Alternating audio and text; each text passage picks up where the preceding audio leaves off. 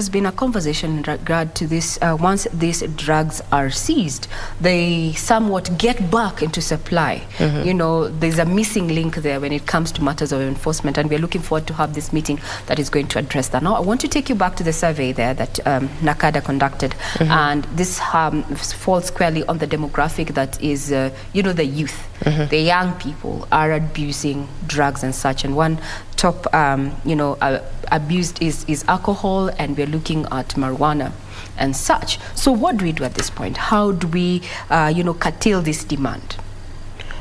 Well, now that is where NACADA comes strongly, because then public education is very key, because our role is more of protecting people from themselves.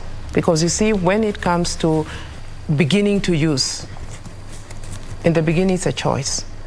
But as somebody continues to use, then they experience problems, then again, there is something else that needs to be done, and that has to do with the treatment and rehabilitation.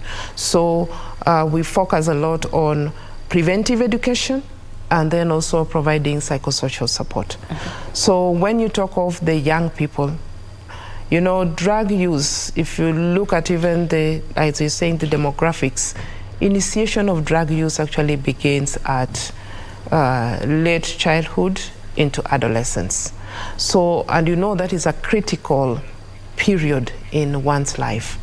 So that transition of childhood into adolescence, the transition from, you know, like primary school into secondary. And I think that's where we're having a problem. So is NACADA working with this, you know, learning institutions? Because I think it begins, is there a program that you're actually doing these sensitization programs with the learning institutions? Oh, yeah.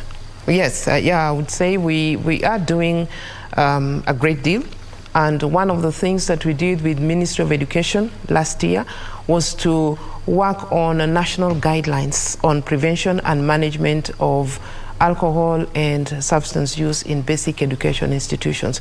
So this then is a document that helps schools on how they can manage the alcohol and drug use situations in schools.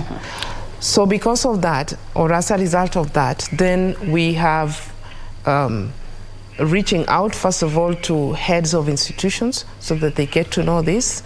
We are training teachers so that they know what is it that they should do. Even we get requests to get to schools so that we also talk to the children, and then the parents, because that is a critical component when it comes to preventive education.